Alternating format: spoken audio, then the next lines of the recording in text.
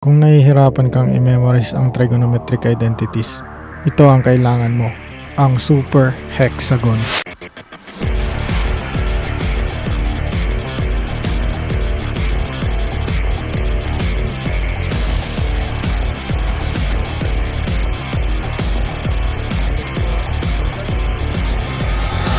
Okay, para magamit natin yan, syempre kailangan muna natin isulat or i-drawing yung super hexagon natin. Gamit tayo ng yellow. Ang una mong gagawin, syempre hexagon siya, edi mag-drawing ka ng hexagon. Ang hexagon ay 6 sides. So, 1, 2, 3, tapos tatlo ulit sa baba. 1, 2, 3. After nyan, pagdikit mo yung angles nila na magka-opposite. Ito, opposite. So, maglalagay ka ng line. Ganon sa lahat ng angles. Ito, tapos ito. Tapos pagkatapos nyan, mag-drawing ka ng 1 or maglagay ka ng 1 sa gitna. Yan. Pag may 1 ka na, pwede mo na isulat yung mga trigonometric functions mo. Unahin mo sa sine and cosine. Sine dito, tapos cosine dito. So, left ay sine, tapos cosine dito. Tapos, tangent dito. Tapos, sa opposite niya, dito, ay cotangent. Yung opposite ni tangent. Diba? Cotangent. Tapos, pwede nyo rin tandaan na lahat ng dito sa right side ay lahat C. Nag-uumpisa sa C. So, dito ay cosecant. Tapos, dito ay S. Kaya secant dito. Okay, para i-drawing, gagawa ka lang ng hexagon, ipagdikit mo lahat ng angles, lagyan mo ng 1 sa gitna, sulat mo yung sine, cosine, tangent, or pwede ring tangent is equal to sine over cosine, kaya ganon, pag ganon. Tapos, lahat ng C ay dito sa right side, lahat ng S dito sa left side. Sulat mo muna yung opposite ni tan, which is cotangent. Nasa opposite niya. Tapos, cosecant, secant. Tapos, okay na. Pwede mo nang gamitin. So, umpisahan natin sa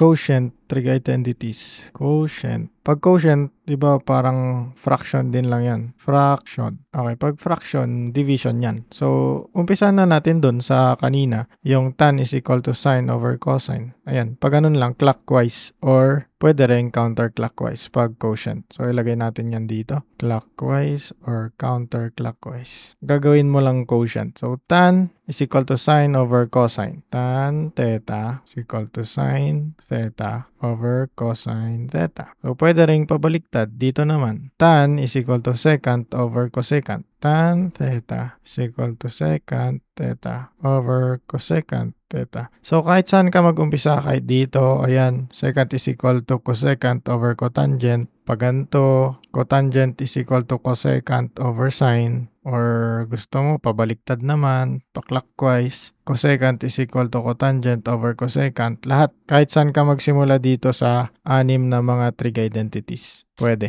Next naman, pag reciprocal. Pag reciprocal, may kasama na yan na 1. So, may 2 ways. Pwedeng ituro mo dito sa 1. So, ito yung turo sa 1. So, sulat natin. Turo sa 1. So, gamitin, kunwari natin to magka-opposite. Yung cosecant, tapos yung sine. Ituro natin sa 1. Bali, ang kakalabasan niya ay sine. Ito yon, sine multiplied by cosecant times cosecant theta is equal to 1. So, pwede rin to. Secant times cosine. Secant theta times cosine theta is equal to 1. So, pwede rin to. Tan tapos cotangent equal sa 1 din. Tan theta times cotangent theta is equal to 1. Ayan. So, kahit anong mauna, pwedeng yung cosecant nandito sa kabila. Kasi multiplication naman. Yung isang way naman, yung fraction or yung 1 over something. Yung reciprocal mismo. Ang gagawin mo lang dyan ay talunan mo lang si 1. So, talon sa 1. So, si sine tatalon sa 1 papuntang cosecant. So, sine theta is equal to 1 over cosecant theta. Ganyan. Tapos kung cosine naman, talon sa 1. So, cosine theta is equal to 1 over secant. Ganon din kung pabaliktad. Secant theta is equal to 1 over cosine. Tapos yung last, cotangent theta is equal to 1 over tangent. Ganon. So, cotangent theta is equal to 1 over tangent. Pwede rin pabaliktad. Tangent theta is equal to 1 over cotangent. So, yan ang reciprocal natin. Next naman, pag Pythagorean. Pag Pythagorean, gagamit ka lang ng 7. Bale, 7 na pa ganyan. or 7 na pataas. Pag ganyan. So, itong 7 na to, itong 7 na to, tapos itong 7 na to. So, bali ito, tsaka ito,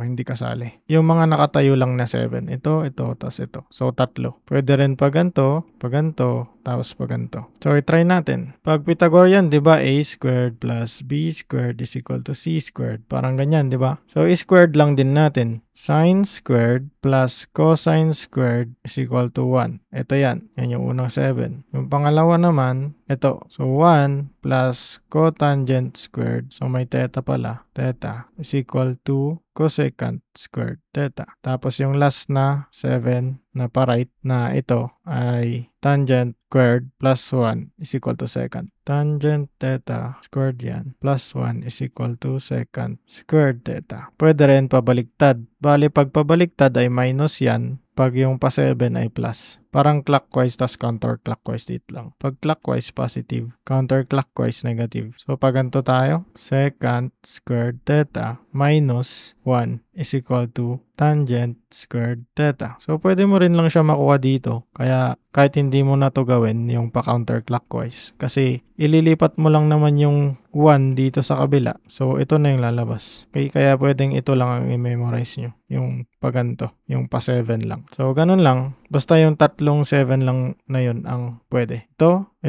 tapos ito. Yung mga nakatayo lang. Yung 7 na to, hindi pwede. Ito rin, hindi. Tsaka ito. Next ay complementary. Yung complementary angles pa horizontal lang. Pag ganyan or pag ganito. Yung complementary angles, yung may angle na theta sa loob. Tapos minus 90. Kasi nanggaling yan dito sa right triangle. Ito 90, ito theta. Tapos ito ay 90 minus theta. So, bali gagamit lang tayo ng horizontal. Ito, tapos ito. Unahin natin ito. Sin theta is equal to cosine 90 degrees minus theta. Next, ito naman. So, tangent theta is equal to cotangent 90 minus theta. Tapos, ito. Secant theta is equal to cosecant 90 minus theta. So, 90 degrees yan hindi 90 na radians. Tapos, pwede rin pa ganito. Pakabila, pa ganun, pa ganun. So, cosine theta is equal to sine 90 degrees minus theta. Yan. Pwede rin to. Pwede rin yan. So, hindi ko na isusulat. Madali naman magets. Last, yung even or odd identities naman natin. So, hindi natin magagamit yan. Ito, yung super hex natin. Pero, madali naman makabisa kung ganito mo siya isusulat. So, ang even natin ay cosine theta na negative. Tapos, secant na negative theta. Itong dalawa lang na ito. So, bali itong dalawa lang ang positive. Bali, cosine theta. Tapos, secant theta. Ito lang dalawa ang positive na lalabas dito. So, yung iba, yung cosecant, yung tangent, yung sine, tapos yung cotangent, yan lahat ay negative ang lalabas. So, negative, negative, negative, negative. Tapos, negative theta to, negative theta ito, negative theta ito, negative theta ito. So, add itong mga to.